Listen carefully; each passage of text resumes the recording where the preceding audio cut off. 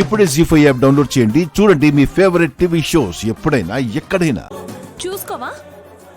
చూస్తానక్క. Mobile ని కాదు చూడమన్నది. నిన్ను చూస్తూ ఉంటే నీకు దిష్టి తగులుతుందని చూడలేదు. ఏమైంది?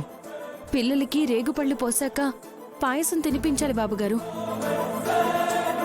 మట్టి కుండలో స్వీట్ చేయాలనుకున్న వదిన ఆశని ముక్కలు చేసింది ఈ రాక్షసి.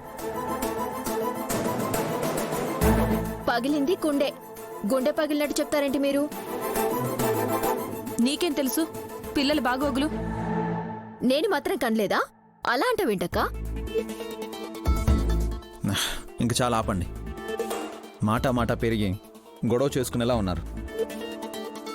మీ ఆవిడికి చెప్పండి బావగారు, హ్యాపీ న్యూ ఇయర్ అనగానే కళ్ళు తిరిగినట్టు చేసింది. ఏంటి అని అడిగితే కడుపొచ్చిందని అబద్ధాలాడి 2 రోజుల్లోనే నవ్వుల పాలైంది. నోరు మూసుకుంటావా? అయ్యో, నేనన్న దాంట్లో తప్పే ఉందని బులిబావగారు. మా అక్కకి తోడు హాసినక్క కూడా కడుపు మీద చేయి పెట్టుకుని రేపట్నుంచి పొట్ట పెద్దదవుతుంది చూడండి అన్నట్టు షో చేశారు. నాటకాలాడి లేని గర్భాన్ని ముక్కలు చేసినప్పుడే ఏమనలేదు కాని ఇప్పుడు 10 రూపాయల కుండ పగిలితే వచ్చిందండి రోషం. నేను ఎలాంటి పరిస్థితుల్లో అలా చెప్పాల్సొచ్చిందో నీకేం తెలుసు? నాకంతా తెలుసక్క.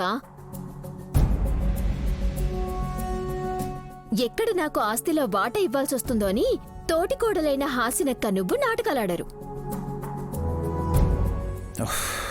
సుమన, అలాంటి నాటకాలు 6 నెలల తర్వాతైనా బయటపడతాయి కదా. మా అక్క తెలివైంది బావగారు. రేపు నిజం బయటపడుతుందనే లోపు ఎక్కడ్నుంచో బిడ్డను తీసుకొచ్చి నేను కన్న బిడ్డ అన్నదంటే అలా ఎవరు చెప్పరు. పైకంటారు గాని మీరు చేయలేదా? మీరు చెప్పలేదా వీళ్ళ కూతురు గానవి నా బిడ్డ అని? నోర్మోయ్ సుమన, ఇప్పుడు గొడవ జరగాలనే ఇలా వాగుతున్నావు కదూ? మీ ఆయన తీసుకొచ్చిన ప్రస్తావనకి వివరణ ఇస్తున్నాను. నువ్వు ఫీల్ అయితే నేనేం చేస్తానక్క? బావగారు రాముడైతే మావారు మటుకు దొంగ. కృష్ణుడంటే బాగుంటుందేమో, అలా చెప్పమంటారా? సుమన, నువ్వింకేం చెప్పకు. పిల్లల తల మీద రేగిపళ్ళు పోసి ఆశీర్వదించే రోజు పెద్దవాళ్ళు గొడవ పడితే బావుండదు. పైగా పండుగ. మీలాంటి కుబేరులకి ప్రతిరోజు పండుగనే బావగారు.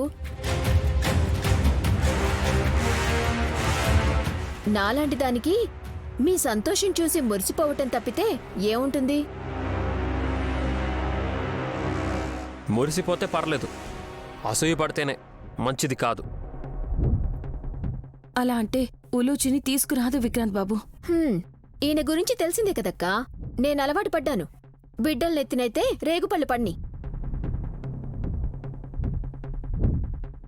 జీ5 యాప్ డౌన్లోడ్ చేసి అన్ని ఎపిసోడ్స్ పూర్తి ఉచితంగా చూడండి.